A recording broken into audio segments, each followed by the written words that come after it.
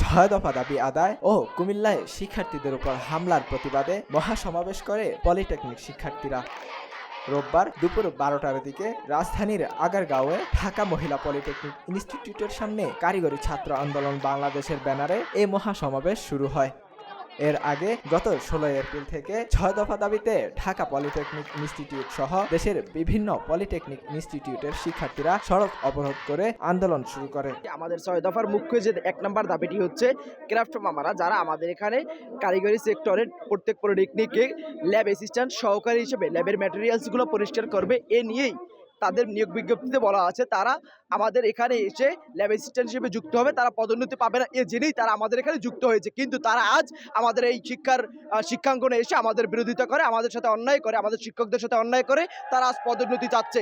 আপনারা ভাবতে পারেন একজন এইচএসসি পাস করে ল্যাব অ্যাসিস্ট্যান্ট যে ল্যাবের ম্যাটেরিয়ালস পরিষ্কার করে সে যদি শিক্ষক হতে চায়, শিক্ষার মান কতটা ক্ষুণ্ণ হবে, এটা কতটা অবমাননাজনক।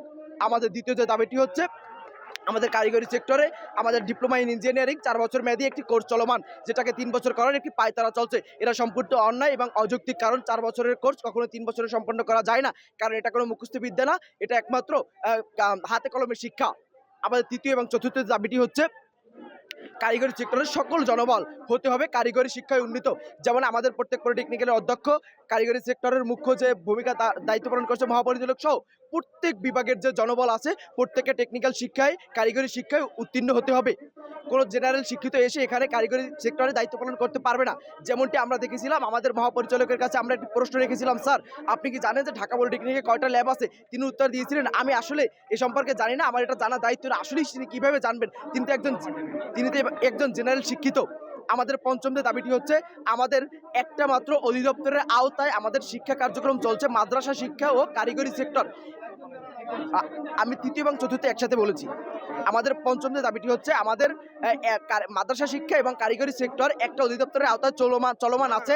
এজন্য আমরা পরীক্ষা দিলে সময় মতো রেজাল্ট পাই না, রেজাল্ট পেলে আমরা বোর্ড চ্যালেঞ্জ করলে খাতা দেখতে পারি না, নানান সমস্যা হয়। এজন্য আমরা স্বতন্ত্র একটি অধিদপ্তর প্রত্যাশা করতেছি এবং স্বতন্ত্র একটি অধিদপ্তর চাচ্ছি।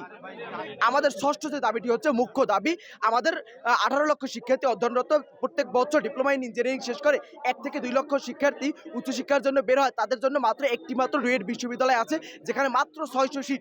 বাকিরা কোথায় যাবে? সবার তো বেসরকারিতে লেখাপড়া করার সুযোগ নাই। এজন্য আমরা একাধিক বিশ্ববিদ্যালয় প্রত্যাশা করতেছি। পরবর্তীতে 17 জুলাই সারা দেশে রেলপথ অবরোধের ডাক দেওয়ার পর শিক্ষার্থীদের সাথে শিক্ষা মন্ত্রণালয়ের কর্মকর্তারা বৈঠকে বসেন। বৈঠক যেটা হয়েছে ওইটা একটা অযৌক্তিক বৈঠক ছিল, কারণ বৈঠকে আমরা ভাবছিলাম যে আমাদের দাবিগুলো তারা সুন্দর করে মেনে নিবে, বা তারা এই আশ্বাস দিয়ে নিছিল যে আমাদের দাবিগুলো সব মানা হয়ে গেছে, আমাদের কোনো অযৌক্তিক দাবি নেই, আসেন আপনাদের সাথে কথা বলি তারপর সব ঠিকঠাক হয়ে যাবে।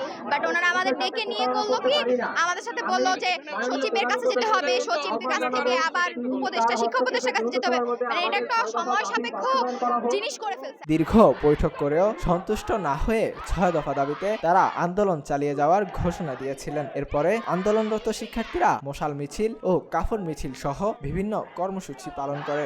48 ঘন্টা পর আমরা যে কোনো ধরনের পদক্ষেপ দিতে পারি, সেটা হতে পারে লং মার্চ টু ঢাকা অথবা অন্য যে কোনো ধরনের পদক্ষেপ।